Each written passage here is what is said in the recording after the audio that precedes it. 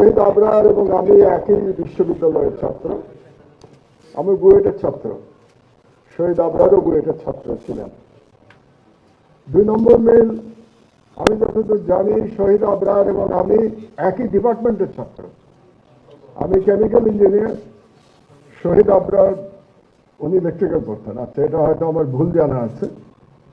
আরেকটা মিল আছে, শহীদ আবরার এবং আমি একই হলে থাকতাম, অবশ্য পার্থক্য 50 বছর মাত্র। আমি শেরেবাংলা হলে থাকতাম, শহীদ আবরারও শহীদ হয়েছে শেরেবাংলা হলে। আর আদর্শগত একটা মিল আছে। শহীদ আবরার ভারতীয় আধিপত্যবাদের বিরুদ্ধে কথা বলেছেন, আমিও ভারতীয় আধিপত্যবাদের বিরুদ্ধে কথা বলতাম। নিজেকে খুব শহীদ আবরারের মতো একজন সাথে আমার এতগুলো মিল থাকতে পারে। অমিলের জায়গায় দুটো, একটা একটু আগে দিয়েছি, বিশাল জেনারেশনাল গ্যাপ, এটা একটা অমিল। ও আর একটা মিলের কথা বলতে ভুলে গেছে।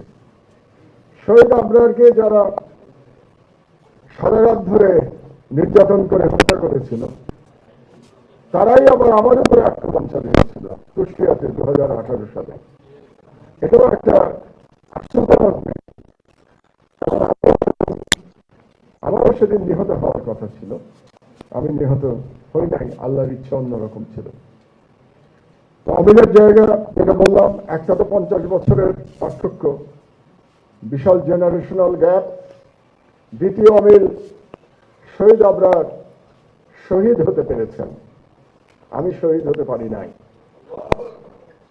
হয়তো আমারই শহীদ হওয়া উচিত ছিল, কারণ আমার যত কিছু দেয়ার, যতটুকু দেয়ার আল্লাহ আমাকে ক্ষমতা দিয়েছেন, সেটা দেয়ার সময় তো মোটামুটি পেরিয়ে গেছে আমার।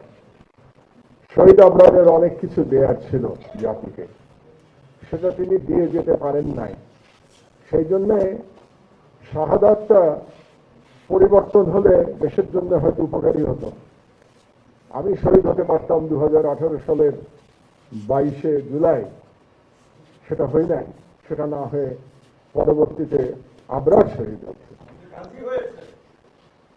তো শহীদ আবরারের লড়াইটা কি ছিল? সে কোনো রাজনীতি করতো না, আমরা জানি।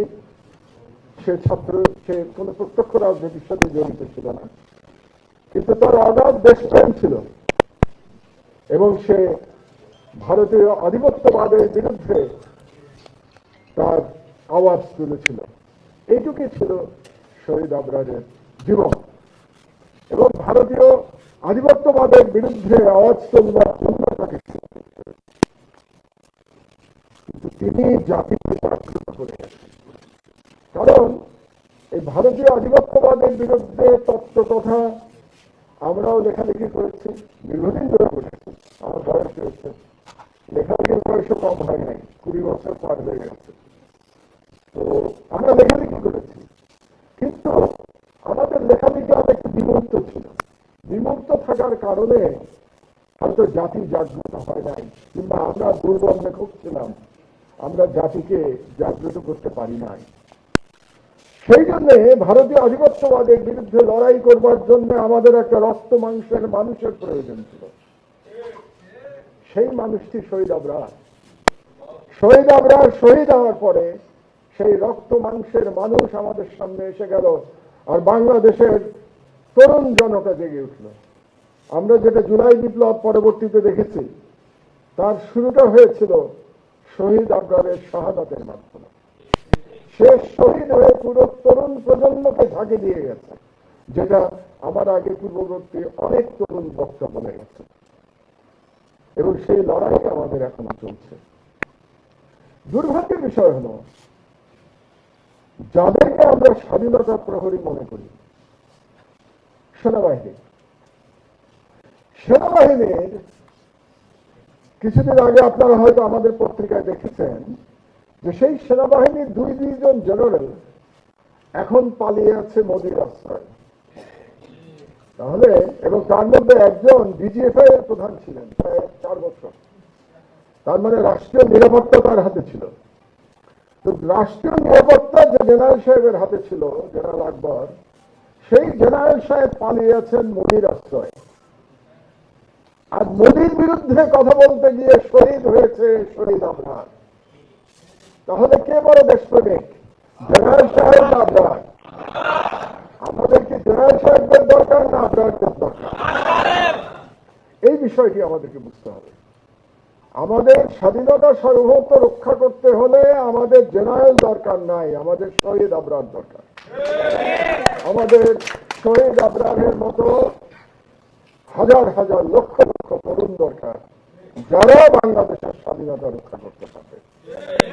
এবং এই লক্ষ লক্ষ তরুণরা যদি রাস্তায় নেমে আসে, তাহলে আকবরের মতো যে সমস্ত জেনারেলরা দেশের সার্বভৌমত্ব বিকিয়ে দিয়েছেন, সেই সমস্ত জেনারেলরা সোজা হয়ে যাবেন। আমি নিঃসন্দেহে বলতে পারি, সেই সমস্ত জেনারেলদের দেশের সার্বভৌমত্ব বিকিয়ে দেয়া আর সাহস থাকবে না। নিরপেক্ষ, সত্য প্রকাশে আপোষহীন।